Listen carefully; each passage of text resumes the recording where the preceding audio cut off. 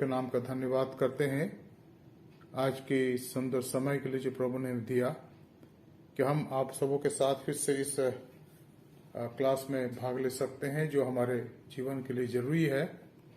और मैं चाहूंगा कि इन बातों को हम ध्यान से सुने और सीखें ताकि प्रभु के वचन के गहराई को हम जान सकें। मैं जानता हूं मित्रों कि ये जो क्लासेस हैं बहुत ही महत्वपूर्ण है आपके जीवन के लिए, और अगर आप इन पर ध्यान दें तो बहुत सारी बातें आप जीवन के लिए सीखेंगे। Dear friends, this is the fourth class in row that we are having for those students, those people who are being taken to the full membership of our Methodist Church in India, and you are the member of Apostle Methodist Church. Now today our topic of the class is how to have the life in Christ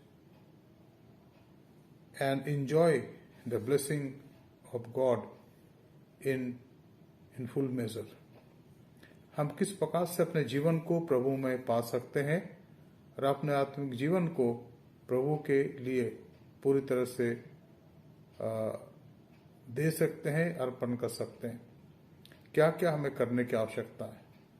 Dear friends, this class is very important as we study His Word and read certain things. I know that this is very, very important for all of us as we study God's Word. The first thing that we like to read here is that God has given us in Christ a life of abundance with all spiritual blessings. जो पहली बात हम देखना चाहते हैं इफिसियों उसका पहला अध्याय 3 पद, जहाँ लिखा है कि मसीह में हम स्वर्गीय स्थानों में सब प्रकार की आत्मिक आशीषों से आशीषित किए गए हैं। We have been blessed by God with all heavenly blessings in Christ. As you are being taken into the full membership of the Church of Jesus Christ, precisely, universally, and this church is universal. Church of Christ is universal. प्रभु यीशु मसीह का जो ये कलीसिया है उसकी ये सार्वभौमिक है, क्योंकि दुनिया के बहुत से क्षेत्रों में लोग यीशु मसीह पर विश्वास करके उसके चरणों में आ रहे हैं। And we can not deny this fact because as we trust in Jesus Christ, as we believe in Jesus Christ, it is our obligation that we worship Him and seek His face every day. Now, what is this blessing that we receive in the heavenly places? मैं आपके सामने कुछ बातों को रखूंगा ताकि हम इस बात को जान सके कि स्वर्गीय स्थानों में आशीषों को प्राप्त करने का अर्थ क्या है। ये जीवन आत्मिक जीवन है। ये जीवन इस संसार के जीवन में भी भरपूरी का जीवन है। परमेश्वर हमें प्रभु यीशु मसीह के द्वारा भरपूरी का जीवन प्रदान करता है। हम उस जीवन की आशीषों को ना भूलें जो प्रभु हमें प्रदान करता है। ये जीवन सेवा का जीवन है। ये जीवन दूसरों की मदद करने का जीवन है। ये जीवन परमेश्वर के प्रति विश्वास योग्य रहने का जीवन है। This life is life in Christ. This life is life of service. This life is definitely our constant walk with the Lord. We need to understand this very, very clearly. To become the member of the Church of Christ is not merely our responsibility as church tradition. We are beyond this tradition. हम उस परिपाटी से ऊपर हैं। हम प्रभु यीशु मसीह के विश्वासी हैं। असली प्रभु हमें जीवन प्रदान करता है। इस जीवन के कारण हम उसकी आराधना करने लगते हैं। Because of this life we start worshipping him in spirit and truth. और यही हमारे लिए बहुत महत्वपूर्ण बात है। यहाँ पर जिम्मेदारियां हैं तो कठिनाइयां भी हैं, परेशानियां भी हैं, लेकिन प्रभु इन सब के द्वारा हमें सिखाना चाहता है कि हम उसके शिष्य हैं, उसके विश्वासी हैं। यहाँ आगे लिखा है कि हम प्रभु यीशु मसीह के साथ इस जीवन में हर प्रकार की आत्मिक आशीषों से आशीषित किए गए हैं। प्रभु यीशु मसीह ने जब वो दुनिया से जा रहे थे तो उसने अपने चेलों को कहा कि मैं तुम्हें एक और सहायक भेजूंगा, यानी पवित्र आत्मा। पवित्र आत्मा हमारी सहायता करता कि हम उसके वचन को जाने और उसकी इच्छा के अनुसार चलने वाले बन सकें। और इसलिए आप जब कलीसिया के पूरी शराकत में लिए जा रहे हैं तो आप उस जीवन को अपने जीवन में अनुभूति से जाने, उसकी इच्छा को पूरी करें और उसकी सेवा के लिए अपने आप को तत्पर बनाए रखें। और ये हमारे लिए परमेश्वर की इच्छा है। यहाँ पर एक और महत्वपूर्ण बात है कि जब हम प्रभु यीशु मसीह के साथ स्वर्गीय स्थानों में बैठाए गए हैं, इसका मतलब है कि हमारे पास एक आत्मिक अधिकार है। We have a spiritual responsibility with authority, and the authority is the authority of Lord Jesus Christ. वो हमारे लिए ना केवल राजा है, ना केवल प्रभु है, लेकिन वो आज हमारा महायाजक है, जो स्वर्गीय स्थानों में आज हमारे लिए प्रार्थनाएं करता है। और जब हम उस प्रार्थना के लिए अपने आप को रखते हैं तो हमें प्रभु से प्रार्थना करने की आवश्यकता है। प्रभु हमारे लिए स्वर्गीय पिता से प्रार्थना करता है। इब्रानियों की पत्री के 4 अध्याय के 14 से 16 पद में इस बात का वर्णन किया गया है कि प्रभु यीशु मसीह हमारा महायाजक है। और हमने अपने बाइबल अध्ययन में इस बात पर ध्यान दिया, इसलिए मैं उन बातों को यहाँ पर बारीकी से नहीं देखेंगे, क्योंकि हमने इसको बहुत अच्छे से समझा है और देखा। Dear friend, one of the very important thing that we talk about as a disciple of Jesus Christ, that Jesus is our high priest. He prays before the Father, he plead for us before Father or before the throne of grace, and therefore our needs are provided and we are taken care of every day. तो इस बात को हमें अच्छे से समझना चाहिए। एक और बात है जहां पर हमें स्वर्ग की आशीष मिली है कि हम इसके सुसमाचार का प्रचार लोगों तक करें, उनको बताएं। हमारे देश में बहुत से लोग हैं जो यीशु मसीह को शायद आज नहीं जानते। प्रभु यीशु मसीह संसार में कोई मत फैलाने नहीं आए, पर प्रभु यीशु मसीह संसार में जीवन देने आए। और इसीलिए हम पढ़ते हैं यूहन्ना उसका 3 अध्याय और 16 पद में लिखा है कि परमेश्वर ने जगत से ऐसा प्रेम करा कि उसने अपना इकलौता पुत्र बख्श दिया, ताकि जो कुछ उस पर विश्वास करे वो नाश ना हो लेकिन अनंत जीवन प्राप्त करे। प्रभु यीशु मसीह संसार में जीवन देने आए और वे धन्य हैं जो उस जीवन को प्राप्त करते हैं, जीवन में अपने आप को पाते हैं। और इस प्रकार से परमेश्वर हमारी मदद और सहायता करना चाहता है। आप लोग जो इस क्लासेस में भाग ले रहे हैं, मैं यही चाहता हूं कि आप इन बातों को समझें और बारीकियों से इनके अर्थ को अपने जीवन के अंदर आत्मसात कर सकें। The second thing that we need to know about our life of abundance in Christ is that we have been given the blessing of life and true devotion. हम पढ़ते हैं 2 पतरस 1 अध्याय 3 पद में लिखा है, 2 पतरस 1 अध्याय 3 पद में, वो सब कुछ जो जीवन और भक्ति से संबंध रखता है हमें प्रदान किया है। परमेश्वर हमें जीवन देता है और भक्ति प्रदान करता है।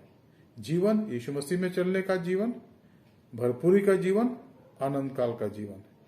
यीशु ने कहा यूहन्ना रचित सुसमाचार के 14 अध्याय के 6 पद में कि मैं ही मार्ग हूं, सत्य हूं और जीवन हूं। बिना मेरे द्वारा कोई पिता के पास पहुंच नहीं सकता।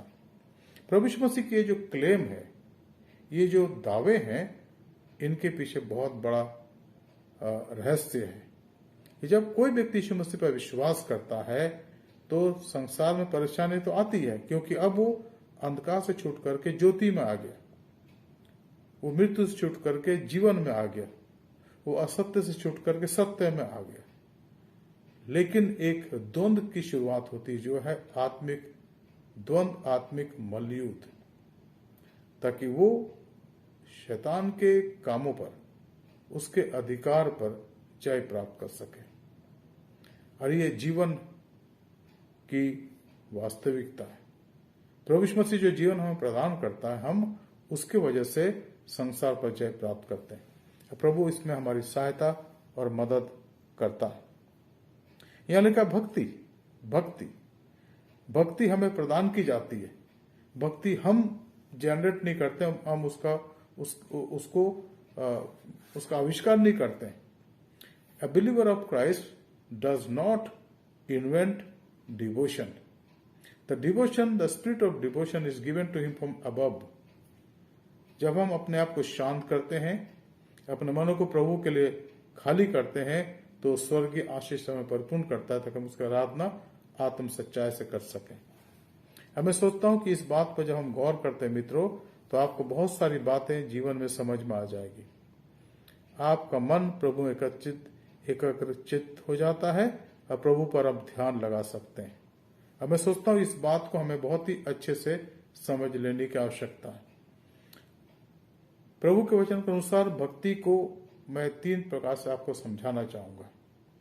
भक्ति का अर्थ है परमेश्वर की संगति में आना।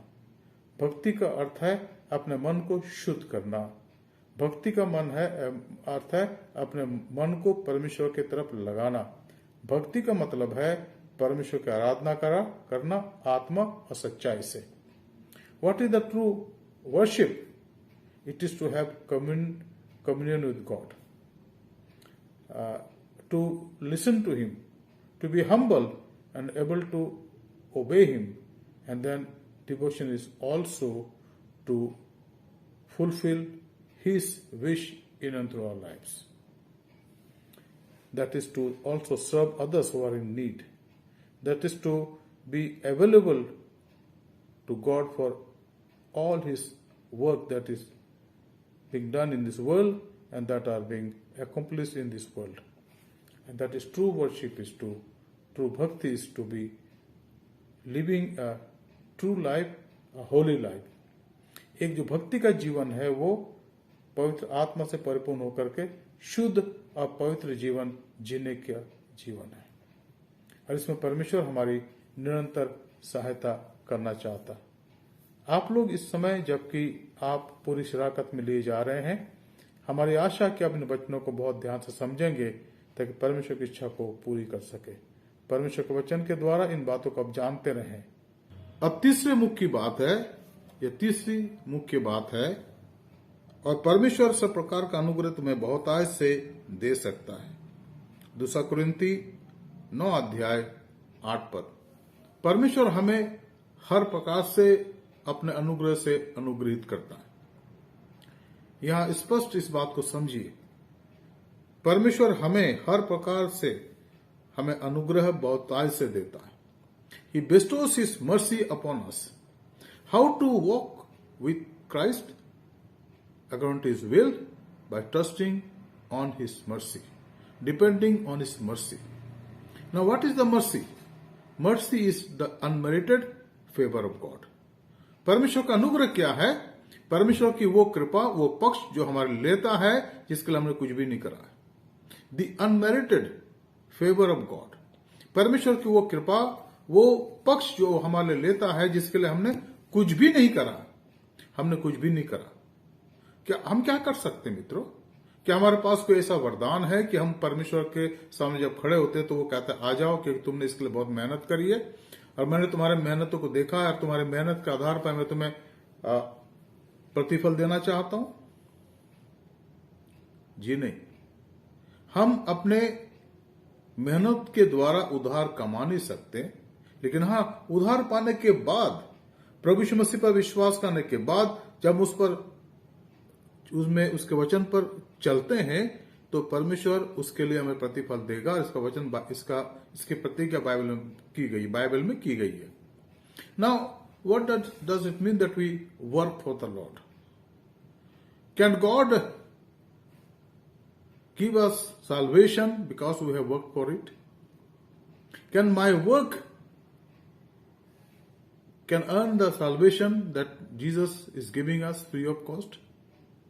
The Bible says, Word of God says, लिखा है, हम पढ़ते यशायाह की पुस्तक में कि तुम्हारे सारे भले कार्य परमेश्वर के सामने मैले चिथड़ों के समान है। All your good works are like filthy rags in front of God. परमेश्वर के सामने तुम्हारे सारे भले कार्य मैले चित्रों के समान है। चाहे हम कुछ भी काम क्यों ना करें, whatever the work are possible, if you continue to do that and we think that we are doing good work, dear friends, it is not enough to accumulate or to achieve or to attain our salvation. Now, in a country like India, there are some ways, and they think that if someone follows one path out of these 3 or 4, they will achieve salvation. And what are those? We respect them. We honor those. We don't nullify, we respect, because they also need to come closer to the living God. One is bhakti, one is karma, and one is knowledge. 3 margas there. Jnana marga, bhakti marga, and karma marga. मित्रों, हमारे देश में जो बहुत बृहद देश है और हम अपने देशवासियों का सम्मान करते हैं, चाहे वो किसी भी प्रकार से अपने विश्वास को जाहिर करते हैं, वो कहते हैं कि उद्धार की प्राप्ति के लिए, मुक्ति की प्राप्ति के लिए ज्ञान मार्ग है, भक्ति मार्ग है और कर्म मार्ग है। पर उन सब के द्वारा वचन के आधार पर कोई भी व्यक्ति उद्धार या मुक्ति प्राप्त नहीं कर सकता। इसको हमें समझना है। इसलिए बाइबल में लिखा है कि परमेश्वर हम पर अनुग्रह करता है। बाइबल में लिखा कि जब हम पापी ही थे तो यीशु मसीह हमारे लिए मरा। रोमियो उसके 3 अध्याय के 23 पद में लिखा है कि सबने पाप किया है और परमेश्वर की महिमा से रहित है। लेकिन रोमियो 6:23 में लिखा है कि पाप की मजदूरी मृत्यु है, लेकिन ईश्वर का वरदान प्रभु यीशु मसीह हमारे लिए अनंत जीवन है। और मैं सोचता हूं कि इस बात को हमें से हर एक को जानने की आवश्यकता है, क्योंकि प्रभु हमें अनुग्रह प्रदान करता है जिसके द्वारा हम उद्धार भी प्राप्त हैं।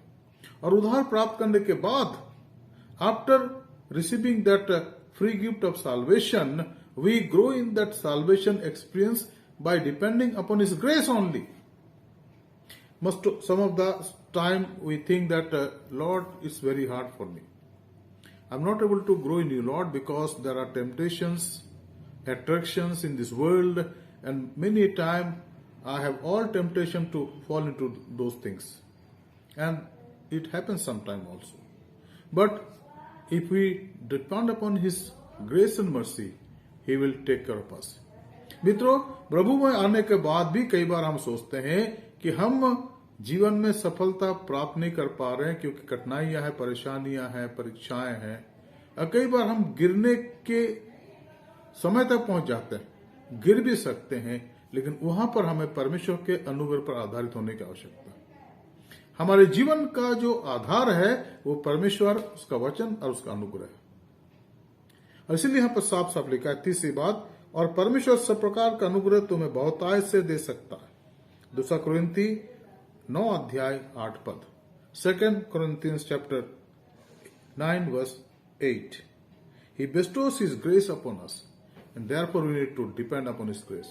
हमें कलीसिया के सदस्य होने के नाते, कलीसिया में जब आप आ रहे हैं, पूरी शराकत में आ रहे हैं, लिए जा रहे हैं, तो अभी मैं सोचना कि जो आपके अंदर जो खूबियां हैं, आपके अंदर जो वरदान है, केवल उन्हीं के द्वारा आप कलीसिया में चमक जाएंगे। जी नहीं, वो जरूरी है आपके पास।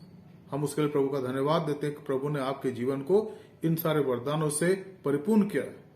चाहे वो गाने का हो, चाहे प्रचार करने का हो, चाहे वो प्रार्थना करने का हो, चाहे वो सेवा करने का हो, चाहे वो कोई और कार्य, चाहे वो लोगों की जो बीमार, उनकी प्रार्थना के लिए, उनके लिए प्रार्थना या उनकी सेवा करने का। ये सारी बातें अपने आप में ठीक हैं, लेकिन इनको कौन पूरा करता है? परमेश्वर का अनुग्रह। मतलब यह कि आपको और मुझे उसके अनुग्रह पर आधारित होने की आवश्यकता। Dear friend, when we are now becoming the full member of the church, taking to full membership, and we think that I have many gifts in my life, I am educated also, और I have talents in my life, lot of gift and grace, so I am sufficient to please God. The word of God says those things are good, but there should be a dependency in my heart on his grace. हमें उसके अनुग्रह पर आधारित होने की आवश्यकता, और उसका अनुग्रह हमें जयवंत करेगा और आगे बढ़ाता है। चौथी बात जिसको हम देख रहे हैं, लिखा है 2 कुरिन्थी 1 अध्याय के 20 पद में, क्योंकि परमेश्वर की जितनी भी प्रतिज्ञाएं हो सकती यीशु मसीह में हाँ है। All the promises that are possible that are in Christ are in yes, positive. All the promises are positive for my life. Therefore, I need to depend upon His promises.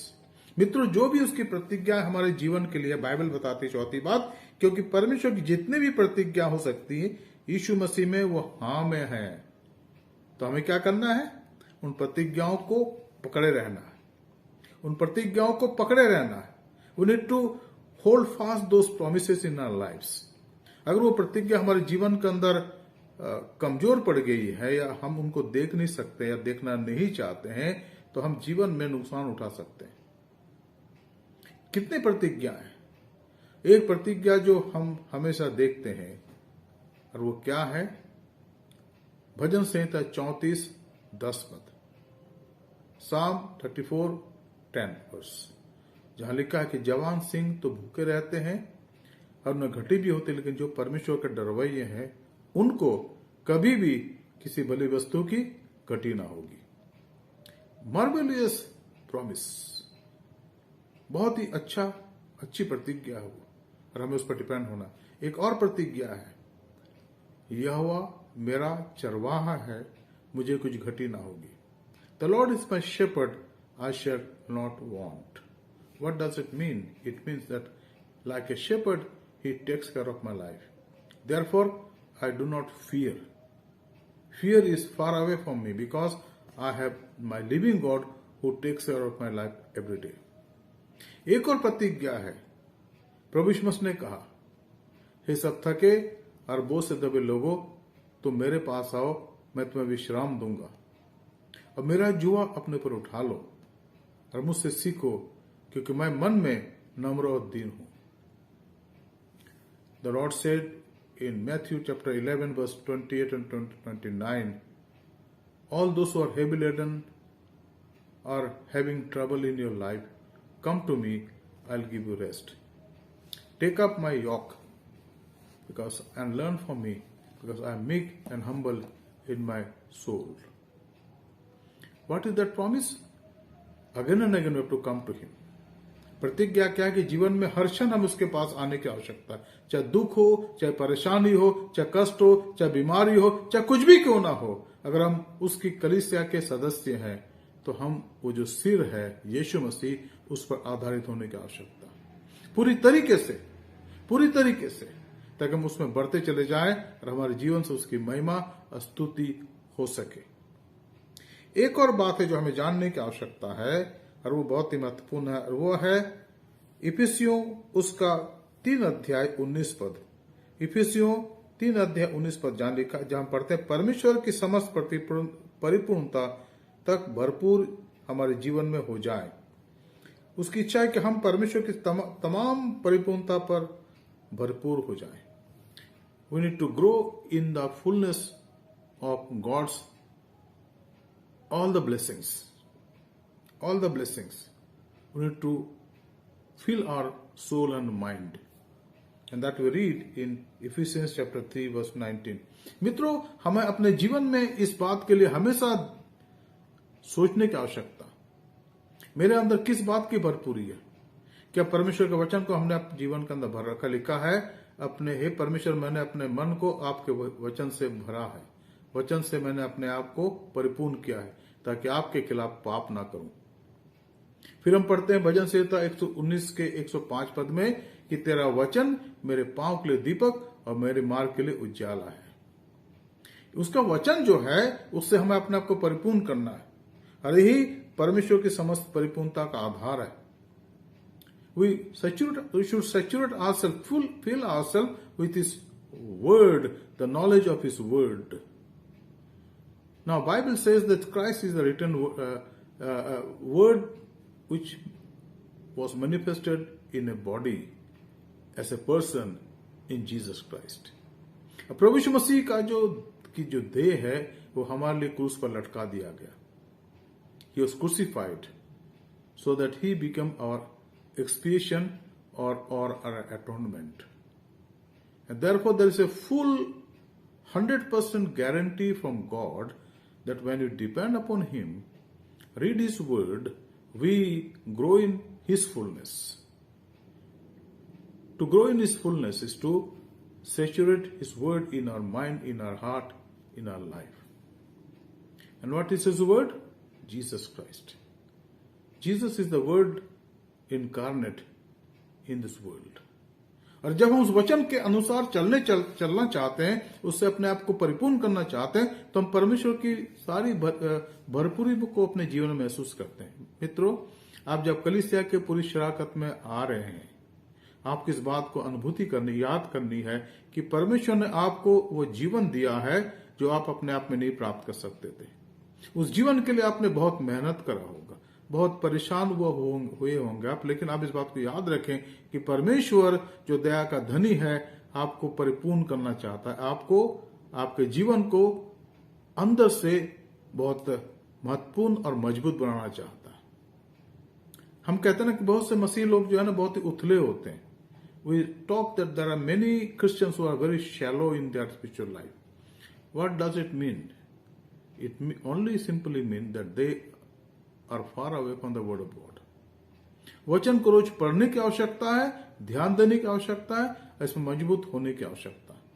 क्या आप ऐसा करना चाहते हैं? मैं सोचता हूं आप जब कलीसिया के पूरी शराकत में ले जा रहे मित्रों, आपके जीवन में इस बात की भूख और प्यास होनी चाहिए कि हे प्रभु, मैं अपने आप को आपके वचन की भरपूरी में रखना चाहता हूं. मुझे वचन की भरपूरी दें. इसके लिए क्या करने की आवश्यकता है? रोज जब सुबह उठते हैं, आपका अपना समय होगा, कम से कम 10 मिनट या 15 मिनट वचन को पढ़ें. आज के इस समय में जबकि हम बहुत ज्यादा प्रेम करने लगे हैं इस स्मार्टफोन से, हम सुबह उठ के उसको खोलते हैं और कुछ मैसेजेस देखते हैं. वो ठीक है, उसमें गलती नहीं है, लेकिन वचन को हम ना छोड़ें. शाम को सोने से पहले थोड़ी देर वचन को पढ़ें कि प्रभु, और धन्यवाद दे प्रभु का कि उसने दिन भर हमें संभाला. ये वचन D.L. मूडी ने कहा था, आपको पाप से दूर रखेगा, और नहीं तो पाप आपको वचन से दूर रखेगा. हम भी जो प्रभु की सेवा में है, कई बार कार्य के व्यस्तता के कारण या अन्य किसी कारण से कई बार वचन नहीं पढ़ पाते. रिग्रेट होता जरूर है, लेकिन हमें वापस आने की आवश्यकता. परिवार में क्या हम वचन पढ़ते हैं? क्या माँ बाप वचन पर ध्यान देते हैं और बच्चों को लेकर के शाम के समय कम से कम आधे घंटे के लिए दुआ करते हैं? आप जो कलीसिया के पूरी शराकत में आ रहे हैं, आपको इस बात की आदत डालनी है ताकि जब कल आपका भी परिवार होगा, अपने बच्चों के अंदर आप वचन की बुनियाद को डाल सके. Dear friends, some of us are going to get married sometime in future. Now, as a full member of the church, what is your duty in your home? That you will teach your children the living word of God, so they also may inculcate in themselves the habit of Bible reading and meditation. That is very, very important. और हमारे कलीसिया के अंदर एक बहुत बड़ी आशीष है कि हम संडे स्कूल चलाते हैं. बच्चों को बचपन से वचन की शिक्षा देना चाहते हैं ताकि बड़े होकर वचन की शिक्षा से दूर ना जाए. Dear friend, one of the great provision we have in our church is Sunday school, where the Sunday school is taught. In the Sunday school it is taught to the children the word of God. The word of God is taught to our children in the Sunday school systematically. There are many parts in our country and abroad where the Sunday school has a curriculum for whole year, and that is followed, and that is important. Then we also have youth meetings. Sometimes people think that it's a fun that youth meet together and talk and have tea and some party and have game. No, that is okay. That is important. But more than that, to have Bible study among young people by themselves. In this church, we have young adult fellowship. The same purpose. Then we also have a fellowship called WCS for the ladies, But the same purpose, to study the Word of God, pray, and also fellowship. And then we also have a Saturday meeting in our church by Methodist Men Fellowship. And some of them, they come regularly here in Saturday for 1.5 hours, and they spend time with the Lord in prayer. These are very good things. मित्रों, हमारे कलीसिया के अंदर Sunday school का प्रावधान है, जहाँ बच्चों को शिक्षा दी जाती है। जवानों के लिए प्रावधान है कि वो वचन की शिक्षा को ग्रहण करें, सिखाएं। और हमारी कलीसिया में WCS का प्रावधान है कि हमारी महिलाएं बाइबल स्टडी के लिए जमा होती हैं, बाइबल स्टडी करती हैं। और मैथोडिस्ट मेन के भाई शनिवार को 1-1.5 घंटे के लिए प्रार्थना के लिए सुबह आते हैं। अब मैंने इस काम को पिछले कई सालों से देखा, जब से हम यहाँ पर हैं पासबान के रूप में। मित्रों, इस बात को ध्यान देने की आवश्यकता है कि हम परमेश्वर की समस्त परिपूर्णता से अपने आप को भरपूर करें। 6वीं बात जिसको हम देखेंगे, मेरा परमेश्वर भी अपने उस धन के अनुसार जो महिमा सहित यीशु मसीह में है, तुम्हारी हर एक घटी कमी को पूरी करेगा। The 6th thing, the promise of God in Philippians chapter 4 verse 19. Philippians 4:19, and this is one of my life verses. ये मेरे जीवन का एक जीवन रूपी पद है जिसको मैं हमेशा याद रखता हूं। लिखा है, पौलुस कहते हैं फिलिपियों के 4 अध्याय के 19 पद में कि मेरा परमेश्वर भी अपने उस धन के अनुसार जो महिमा से यीशु मसीह में है, मेरी हर एक घटी कमी को पूरी करेगा। क्या मतलब है इसको? मतलब यह है कि अगर मैं प्रभु की खोज करता हूं, अगर मैं उसकी आराधना नियमित रूप से करता हूं, अगर मैं कलीसिया में जाता हूं, कलीसिया में आराधना करने के लिए, अगर मैं अपने घर में जो बाइबल स्टडीज में भाग लेता हूं, और अगर मैं उसकी सेवा करता हूं, कुछ समय देता हूं, और कभी कभी हमारे ऐसे कलीसिया के अंदर बहुत से धन्य लोग हैं जो अपने ऑफिस टाइम को छुट्टी लेकर के प्रभु की सेवा करने के लिए आते हैं, चर्च में, चर्च के बाहर भी जाते हैं ताकि लोगों की मदद की जा सके। हम ये ना सोचे कि हमने वो समय सेक्रीफाइस कर दिया तो हमें नुकसान हो गया। जी नहीं, कभी भी नुकसान नहीं होता। जो समय आप प्रभु के लिए दे रहे मित्रों, उसका 10 गुनी आशीष प्रभु आपको देगा, चाहे आप किसी रूप में क्यों ना ले लें। लेकिन जो यहां बात है वो ये, इसका मतलब ये है कि मेरा परमेश्वर भी अपने उस धन के अनुसार, यानी मेरा परमेश्वर यीशु मसीह का पिता, बाइबल में लिखा है कि पिता, पुत्र, पवित्र आत्मा, ये तीनों एक हैं और तीनों 3 व्यक्तित्व में हैं। यहां पर पिता का की तरफ इंगित है कि मेरा परमेश्वर जो मेरे दिल और गुर्दे को जानता और पहचानता है, मुझे कभी भी भूखा प्यासा नहीं रखेगा। अगर मैं उस पर निर्भर होता हूं, आधारित होता हूं, तो वो उस धन के अनुसार जो महिमा से यीशु मसीह में है, मेरी हर एक घटी कमी को पूरी करेगा। Dear friend, here is a very good teaching that when we seek God, and therefore we read in Matthew chapter 6 verse 33, मत्ती 6:33 में हम पढ़ते हैं, इसके लिए पहले तुम उसका राज्य और धार्मिकता की खोज करो, तब तुम्हें सारी वस्तुएं मिल जाएंगी। I think this is the promise of God. God, eternal God, all powerful God, almighty God has said, when you seek me with a whole heart and mind and soul, you will not be deprived of any worldly blessing. This, all the blessings that are connected to our physical body is temporary, are temporary. And God will not deprive us. He has not deprived yet. He is not going to deprive in the future also of all His people of all their needs. और हम जो कलीसिया के पूरी शराकत में आ रहे इन दिनों में, हम इस बात को जानने की आवश्यकता है कि हमें अपने जीवन के अंदर संपूर्ण रूप से परमेश्वर के ओर देखना है और उसकी भरपूरी से भरपूर होना है। And I think this is very, very important. And now we have the 7th one, and that is, He assures us that His everything in Christ is with us. And I'd like to read these few verses with us so that we understand, हम इन वचनों को देख सके, समझ सके। इसके लिए हम पढ़े मेहरबानी से 1 कुरिन्थी उसका 3 अध्याय और 21 और 22 पद। पहला कुरिन्थी 3:21-22 यहाँ लिखा है, इसलिए मनुष्यों पर कोई घमंड ना करे, क्योंकि सब कुछ तुम्हारा है। क्या पौलुस, क्या अपोल्लोस, क्या कैफा, क्या जगत, क्या जीवन, क्या मरण, क्या वर्तमान, क्या भविष्य, सब कुछ तुम्हारा है। और 23 पद में लिखा है, और तुम मसीह के हो और मसीह परमेश्वर का है। What a wonderful word, what a powerful word, and what is that? क्या है वो?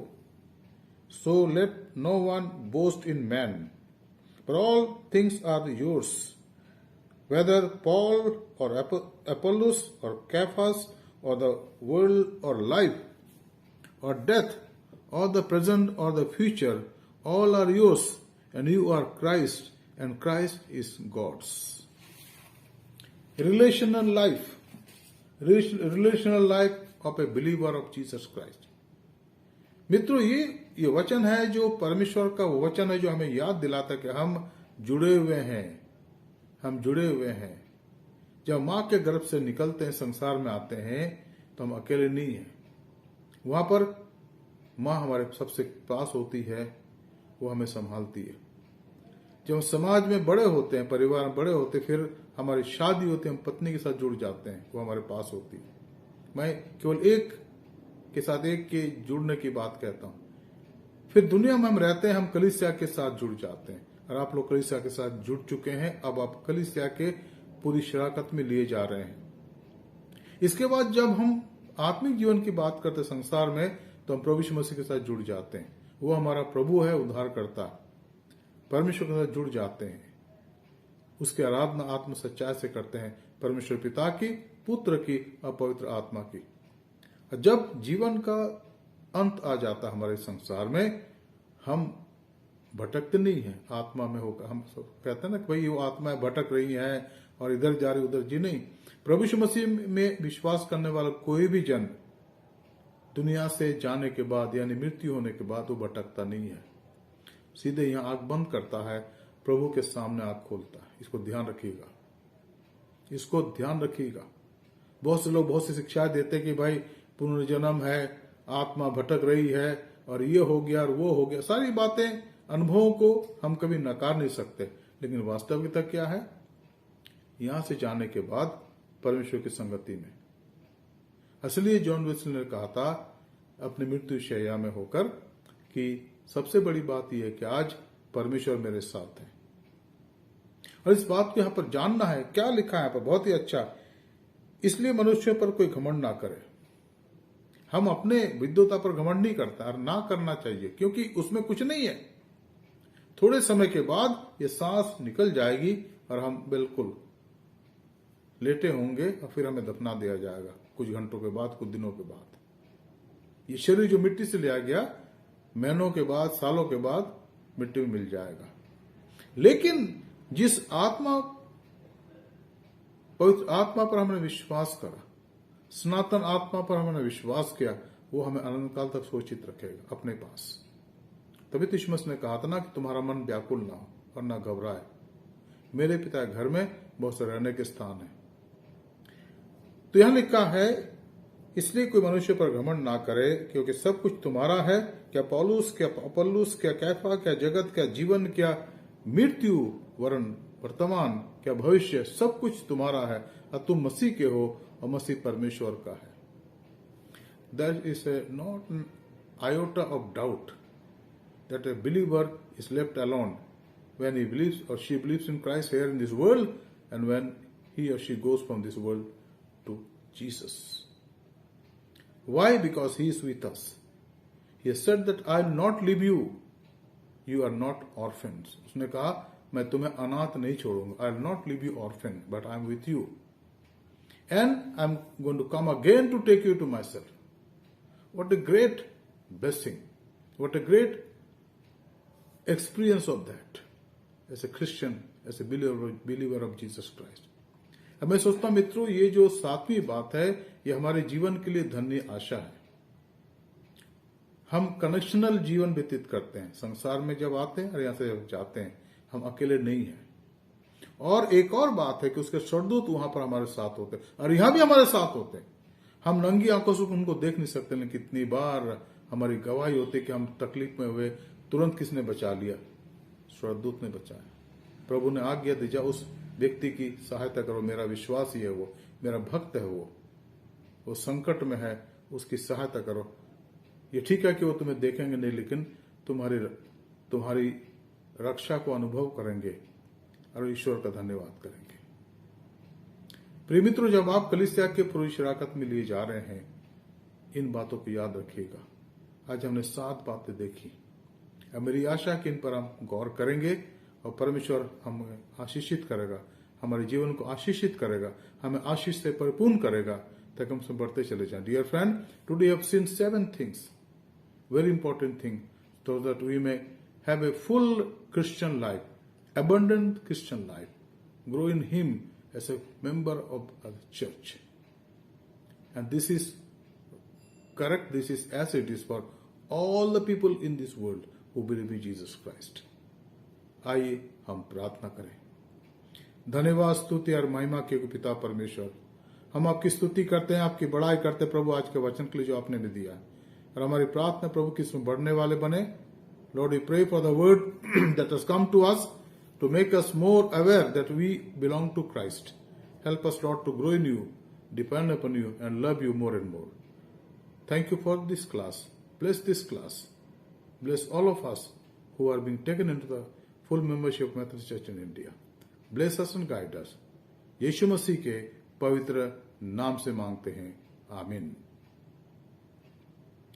अब हमारे प्रभु यीशु मसीह का अनुग्रह, परमेश्वर पिता का प्रेम, पवित्र आत्मा की संगति, शांति हमें सारे के साथ इस समय और हमेशा तक होती रहे, आमीन।